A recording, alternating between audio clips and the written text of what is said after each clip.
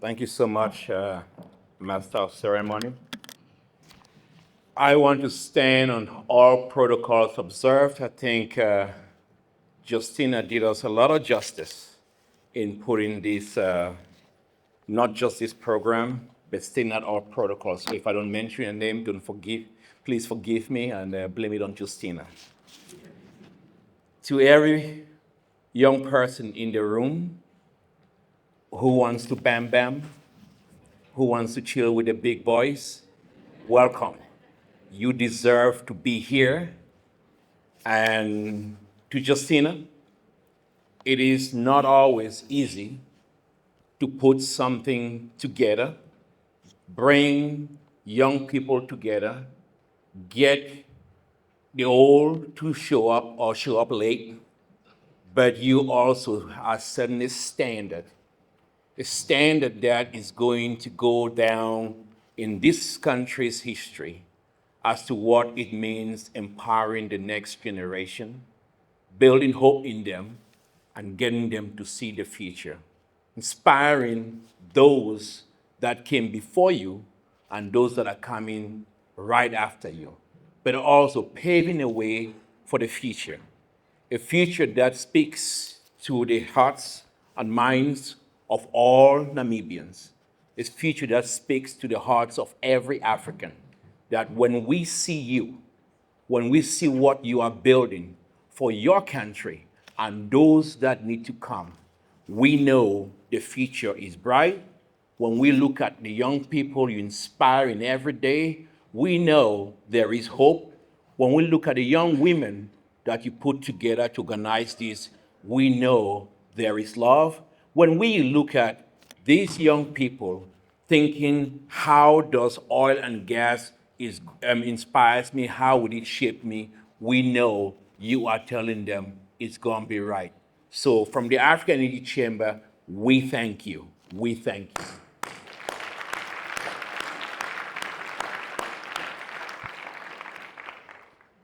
I used to be in this room as a young person. Now I'm old. I'm so old, like I can't even believe when I'm sitting in here. But it's beautiful because I was one of those young people many years ago, sitting in these kind of rooms, not with these big people, but wondering where is my future going to be? I didn't know what I had to do. I didn't know what I wanted to do. But I looked at an industry and I said, maybe I want to give it a shot.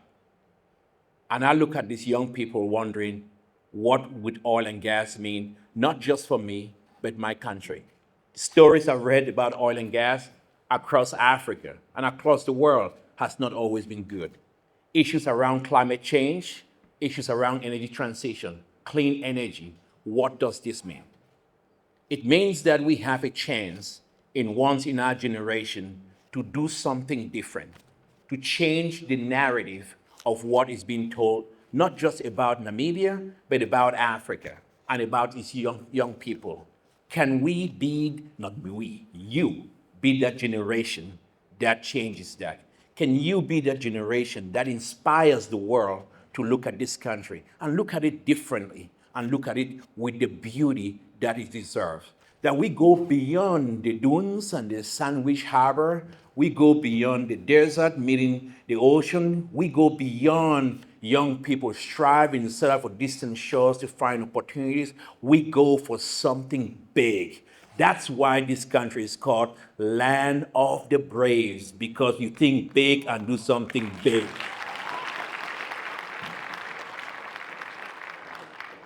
As you sit here this morning, you're starting to wonder.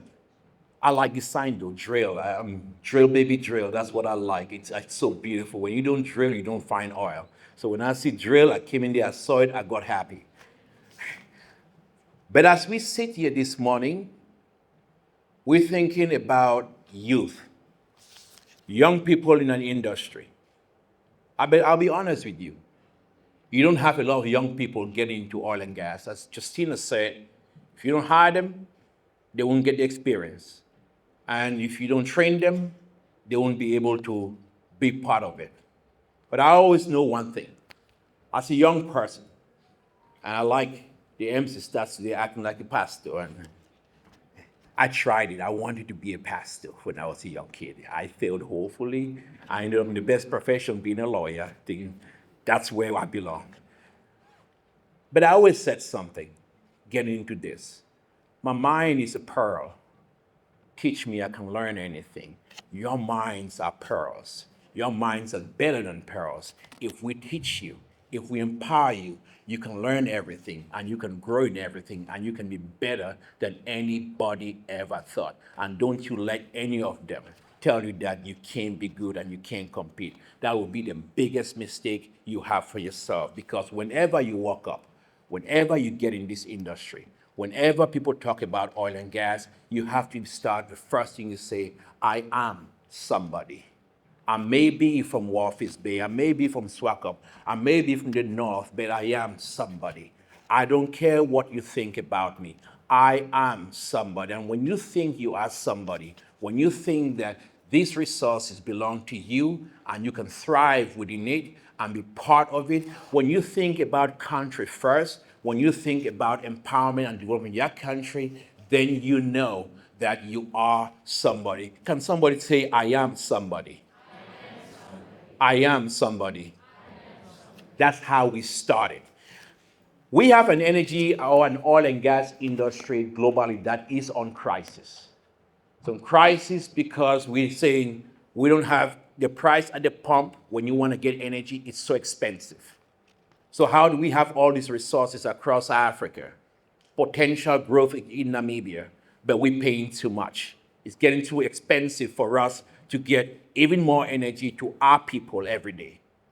It's getting too much to talk about getting jobs, and you sitting here, the youth around Africa, in Namibia, sitting here and worrying about how do we make this industry work? Should I even get into oil and gas? Is it something that is even important? And even if I get into oil and gas, would they accept me? Is it just going to be for the special few, or for the rich and the well-connected and the privileged are going to be part of it? What about me? What is in this industry that makes sense for me to come in? You know, I think there's more young people saying, I'd rather work for Google or Amazon than Chevron or Exxon. There is what makes this industry special. And I think that's why you got Justina putting this and saying, let's have a conversation, young people to young people, what makes it special? And I tell you what makes it special.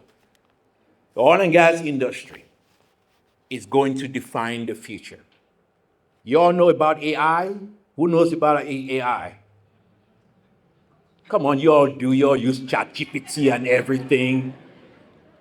These days, with you young people, you all don't even know how to do your pickup lines and get dates. You ask ChatGPT, how do I pick up a date? It's true. I know you guys. I see you. You know, I see you. I know. But to get that stuff, you need data centers, right? You all know what data centers is? Big tech data centers, they need electricity and you need to power it. And when you have to power it, you know what you do? You don't need kilowatts, megawatts, you need something called gigawatts. So that is heavy, heavy electricity. And you know how you get heavy electricity? You get it out of what you call base load. So base load, you get base load out of coal or natural gas or nuclear. So you need some heavy stuff. Then you get solar and wind. That's like some icing on a cake. You get a nice icing, looks so white, and whipped cream or something. You get that kind of stuff. But before you get whipped cream, you got to get something right in the back, right? Because you know what happens when you get your nice, latte with whipped cream on top. You drink all the latte and the whipped cream stays right in. So it doesn't really, that's why you have intermittent with solar and stuff. But guess what? If you go and build data centers for the young people in the future, do Bitcoin mining, cryptocurrency and everything, you need to have that baseload energy. That's where you come in. That's where you look at technology. That's why we drill for oil. That's why we drill for gas. But let's be very careful. Your oil and gas industry and Namibia's oil and gas industry is going to shape the world. You are going to produce so much energy that you've never seen in your history and potentially shape the global energy dynamics of the future. That's what Land of the Brace is going to be doing for the world.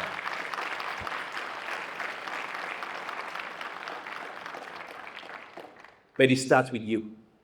It starts with what Nelian is here. She got so much money to give all of you scholarships. Let me tell you something. Nelian, can you please stand up? You see, you see this lady? Yeah. You know, that's my job. I call them out. Yeah. Call them out. They try to hide, you know. You be like, I used to be so broke, man. I used to. Don't laugh. You know, I was poor. You know, it's different. How do you spell Poor? You didn't have to spend much time pronouncing that. Mine was P-O. There was no or, like you got to change that. That didn't happen. So you go in the house, I was so broke, the house had roaches in them and everything. So what you do, you cut off the lights, then the roaches ran away. So my job is to cut off the lights, then Lillian comes up because she got money, all right? She got dollars, not Namibian dollars, but US dollars.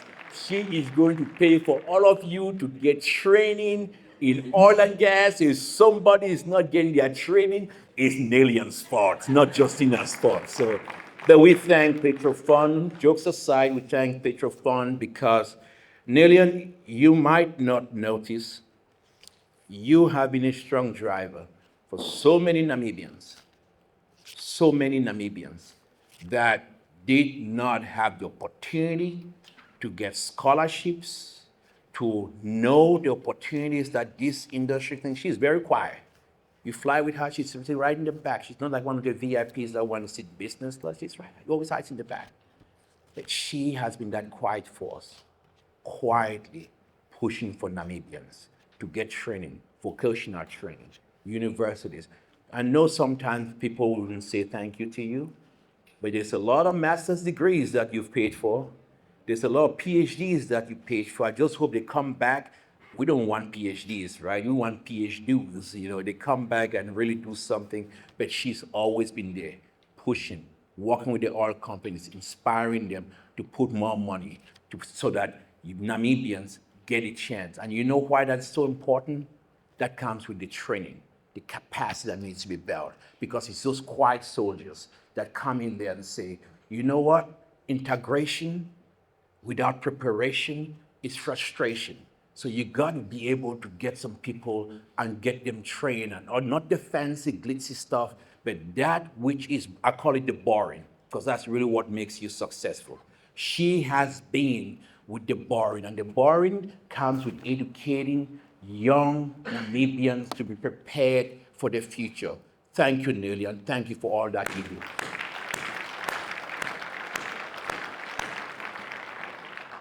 And I'm going above my time. You know, the mayor didn't show up, the governor didn't show up. I'm like, shit, I got the stage with me, you know. And they're going to criticize me, but I'm going to do like a jigger man. You all know Jay-Z? You know, you kind of criticize me all you want. I just do the Jay-Z thing, you know. You know, wipe it a little bit, keep moving. But you really think I'm old, right? I'm old. I'm not young anymore. But, you know, barring the lingo, barring everything, we got to look at what role you got to play. And the role you got to play is that role that shapes the future. A role that shapes the future is you doing the boring, the hard work, the difficult stuff. And I want to implore you to talk with everybody here. And you know the difficult stuff is starting with the STEM education. And that STEM education is so important. And I look at all these young people, and I've got bad news for you. Not every one of you is going to be chairman, CEO, or the boss. There's always only one driver in a car. But here's the good news.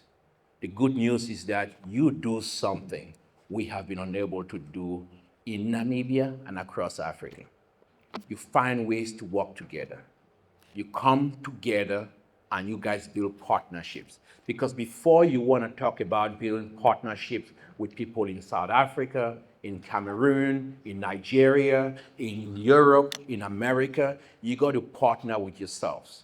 And when you partner with yourselves and you do that, then you start a real framework and a drive to generating, building better companies that stand for the future. Does anyone want to partner with a friend in here today? Put your hand up. That's how you do this. You start partnering with Namibians because when you are strong, you as friends who grew up together, starting a business together and partnering one another, you know what that says? Doesn't matter whoever comes from outside, because within here, we are strong. And when we are strong, we are together, we're going to walk this and grow this. And that's how it starts with this industry. But also, I'm not going to live here without not putting a lot of demand on government. Hold your government accountable. Hold us from the Energy Chamber accountable. Hold your public officials accountable. Because you know why? They can create those policies. They can create those enabling environment that reduces risk, cuts mismanagement, encourages transparency, does fights corruption, but also creates a framework that levels the playing field for you to come in, get the right kind of internships, demand local content. It's not a bad thing. Don't act as if hiring Namibians is a bad thing. Don't act as if bringing local content to ensure that Namibians do benefit in the oil and gas is a bad thing. It's a good thing. It benefits everybody. Because when Namibians are part of this industry, you know what that means? The industry survives.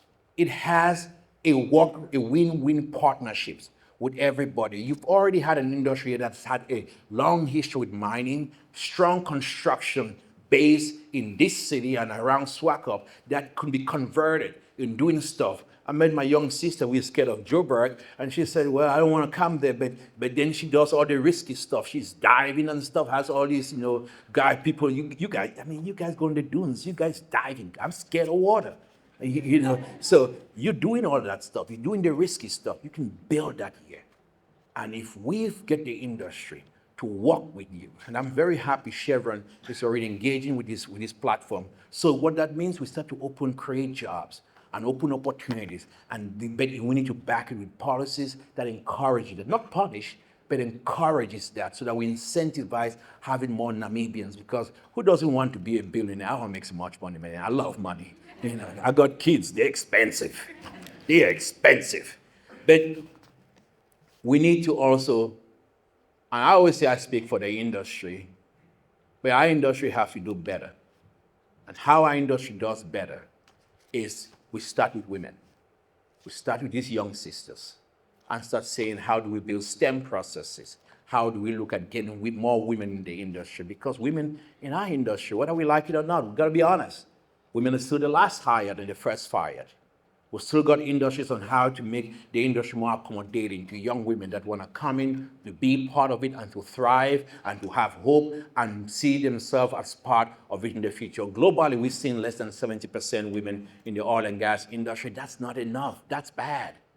We need to improve more. And with this country, where you have a strong mindset on women empowerment, you don't only talk about it, you demonstrate it with your leadership and everything. Heck, this thing is organized by a woman.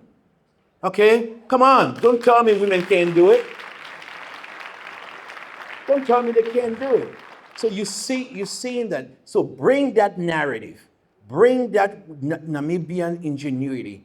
Bring that Namibian uniqueness in the oil and gas industry. If you do that, you're sending that message that is possible all across Africa. But you got to take that into the industry, and you got to make the industry meet what makes you better. And I think you young people stand on the crossroads of history where you can really make our industry more just, more equitable, and a fairer industry. And this comes from a capitalist. I love the oil industry as it is, but I think we got to make it better. We're not doing very well.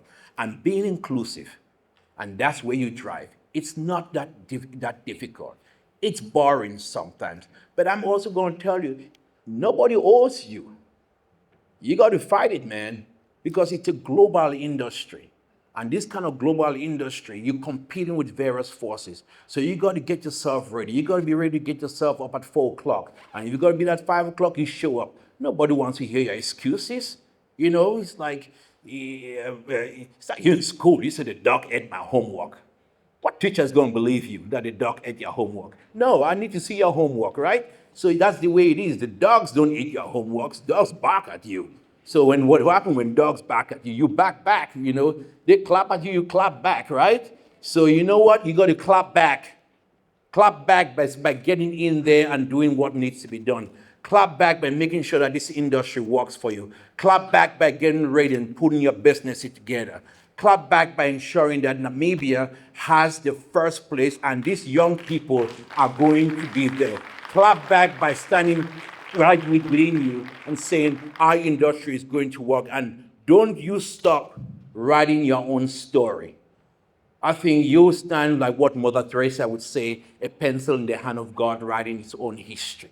How do I get Mother Teresa in this thing, in oil and gas? But it works, right? You represent that.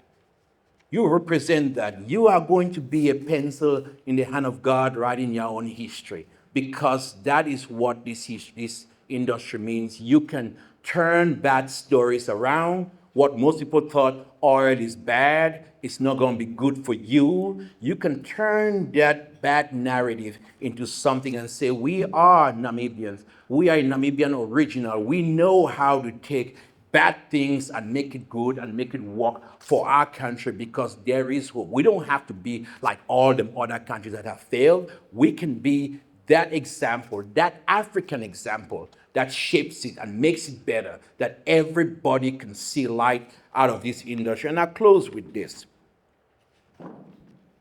It's not always going to be difficult. It's not always going to be easy.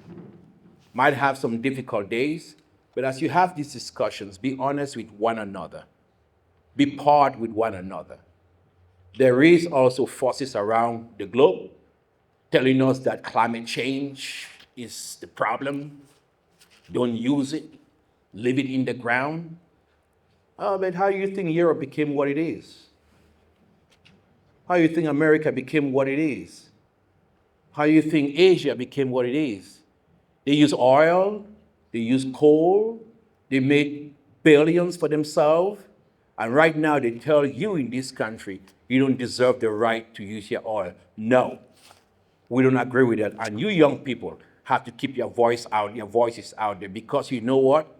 Your greenhouse gas emissions are a problem. Climate change is a problem.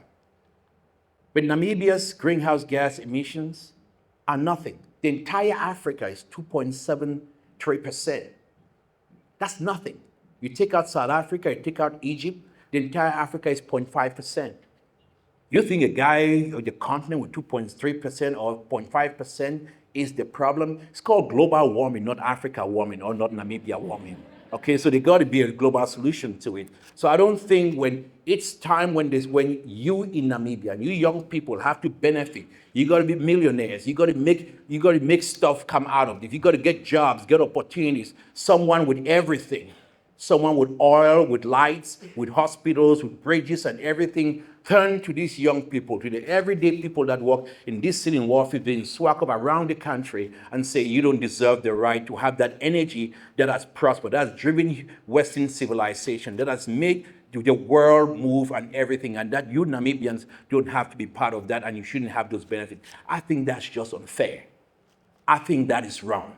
You have every right to also participate, but do it sustainably, do it in a way that protects the environment, do it in a way that gets everybody to work. And if someone will say, well, you're preaching that message there. You know, we just want everybody to have clean air. Nobody wants to breathe clean air in the dark. I'm sorry. Where you got a transition. Where are you transitioning from? From the dark to the dark? You need to have something that you transition to. So you get energy, then you transition to something else. So I hope we focus on producing energy, and not just any kind of energy, all kind of energy, whether it is from green hydrogen, whether it is from solar, from wind, from hydro, from oil, from gas, to get Namibians out of energy poverty. That is your generation's call. That's what your generation moves, but it starts with you preparing these platforms, using them, networking with one another, but also be that driving force that changes the course of history. Thank you so much for letting me go above my time, but thank you for having me here, and it's always an honor. Thank you.